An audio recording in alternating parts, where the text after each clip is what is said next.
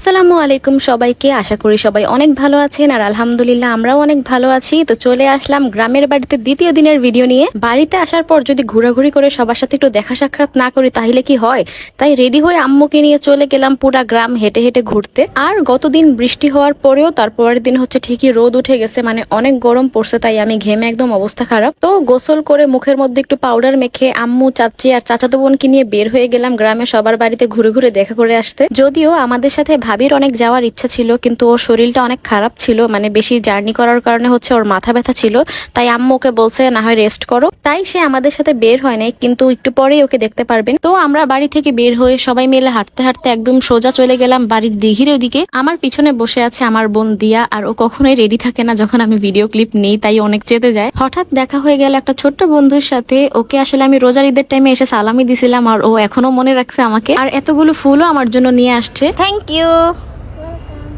ফুল আমার সবসময় থেকেই খুবই পছন্দের জিনিস। যেখানেই আমি ফুল দেখি রাস্তাঘাটে সেখানেই আমি দাঁড়িয়ে যাই, আর এই ফুলগুলো দেখেও আমি ঠিক একইভাবে রাস্তার পাশে দাঁড়িয়ে গিয়েছিলাম। আর এই ছোট বাবুরা দেখে আমার জন্য এতগুলো ফুল নিয়ে আসছে, আর একটু পরপরই ও এসে অনেকগুলো করে আমার হাতে ফুল দিচ্ছিল। কিন্তু কথা হচ্ছে আমি ভিডিও করতে করতে আশেপাশে তাকিয়ে দেখি আম্মু, বোন, চাচি ওরা কেউ নেই, আর আমি এই ভুতুরের রাস্তা দিয়ে একা একাই হেঁটে যাচ্ছিলাম আর ফুলের ভিডিও করতেছিলাম। আসলেই কিন্তু এই রাস্তাটা সবাই বলে এটা নাকি অনেক ভুতুরের রাস্তা, আর পাশে একটা বাড়ির মতো আছে, এটা নাকি ভূতের বাড়ি। তো এরপর আমরা একটা ভাইয়ার বাসায় যাই, আর সেই ভাইয়ার বাসায় আমাদেরকে চা দেওয়া হয়। আমরা আসলে যাই মানা করি না কেন, চায়ের জন্য কখনো মানা করি না।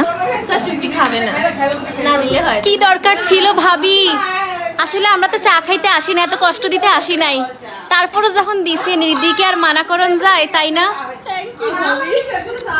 তো এরপর সবাই মিলে বসে গল্প করতে করতে প্রায় সন্ধ্যা হয়ে যায়। এর জন্য আমরা সবাই মিলে আবার বাড়িতে চলে আসি, আর বাসার লাইট জ্বলতেছিল। ঢাকা থেকে আসার টাইমে আমি রামিন, চিজ এগুলো নিয়ে এসেছিলাম, ভেবেছিলাম যে বাড়িতে এসে সবাইকে রান্না করে খাওয়াবো। তো যেই বলা সেই কাজ, চাচির রান্নাঘর অগোছালো করতে চলে আসছি, আর আমার ভাবি আমাকে টমেটো কেটে হেল্প করতেছিল। আসলে কোন স্টাইলে যে রামিনটা রান্না করবো সেটা আমি এখনো ভাবছিলাম, কারণ অনেক স্টাইলে তো আমি করেছি। তো ভাবির টমেটো কাটা শেষ হওয়ার পরে দেখলাম যে আমার ছোট বোন দিয়াও আমাকে হেল্প করতে চলে আসছে, এন্ড আমাকে সে রসুন কেটে দিচ্ছে, আর আমি কিছু চিজ কুচিয়ে রাখলাম। তিনজন মিলেই আসলে এই অল্প কয়েকটা জিনিস কেটেছি। তারপর রান্নাঘর থেকে সবাইকে বিদায় করে দিয়ে আমি শুরু করে দিলাম আমার কাজ। যদিও দিয়াকে বিদায় করিনি, কারণ ও হচ্ছে আমার ভিডিও করে দিচ্ছিল। তো একটু তেল গরম করে তাতে হচ্ছে রসুনটাকে ভাজা ভাজা করে এর উপর হচ্ছে কিছু কেটে রাখা চিকেন দিয়ে দিয়েছি। তারপর চিকেনটা হালকা একটু নেড়ে ছেড়ে তার মধ্যে হচ্ছে স্বাদ মতো লবণ দিয়ে দিব, তারপর এটা ভালোভাবে ভেজে নিব। চিকেনের মধ্যে আমি হালকা করে একটু মিক্স মশলা দিব, বা গরম মশলা যেটাকেই বলা হয় আর কি, সবার বাসায় থাকে এই জিনিসটা। তারপরে আমি তার মধ্যে অ্যাড করে দিব হচ্ছে কেটে রাখা টমেটো গুলো। আসলে রামেনে আমি এত কিছু দিতাম না, বাট দিচ্ছি হচ্ছে রামেনের ঝালটাকে কমানোর জন্য।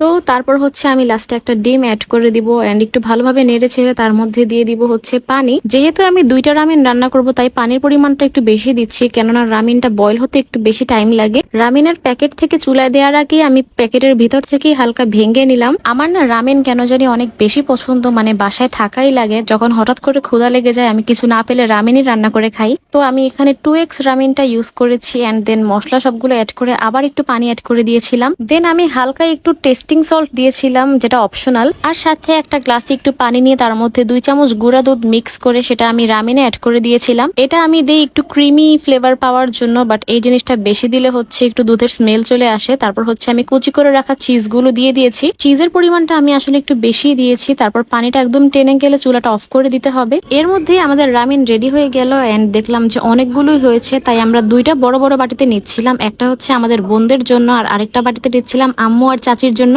আমরা সবাই চাচ্চুর ঘরে ছিলাম। তারপর হচ্ছে রামিনের বাটিগুলো নিয়ে আমরা সবাই মিলে হচ্ছে রাত 12টার সময় মনে হয় আমাদের ঘরের দিকে যাচ্ছিলাম। পুরা উঠান একদম বৃষ্টির কারণে পুরা কাদা কাদা হয়েছিল, তাই চাচ্চিকে আগেই পাঠিয়ে দিছি গিয়ে একটু আমাদের দরজাটা খোলার জন্য, না হলে আমরা শেষ। বাড়িতে আসার পর হচ্ছে একবারও আমরা আমাদের ঘরে ঢুকি নাই, এই প্রথমই আসছি, কারণ হচ্ছে সবসময় চাচ্চির ঘরেই ছিলাম। চাচ্চিদের সাথে গল্প করতেই মজা লাগে। আর এতক্ষণ হচ্ছে ফাহিম ভাইয়ারাও ছিল এখানে, আর ওরা হচ্ছে এখন বাহিরে ঘুরতে গেছে। এর জন্য আমরা সবাই মিলে ভাবলাম যে একটু আসি, একবারও না আসলে কেমন দেখায় ব্যাপারটা। তো সবাই এখানে বসে বসে আড্ডা দিচ্ছিলাম আর রামেন এনজয় করতেছিলাম, আর এর মাঝে হচ্ছে ফাহিম ভাইয়াকে ওগুলো ভিডিও করে সব পাঠাইছি। তো আজকের ভিডিওটা এই পর্যন্তই। দেখার জন্য থ্যাংক ইউ সো মাচ সবাইকে। সবাই ভালো থাকবেন, সুস্থ থাকবেন, আর আমাদের সবার জন্য দোয়া করবেন।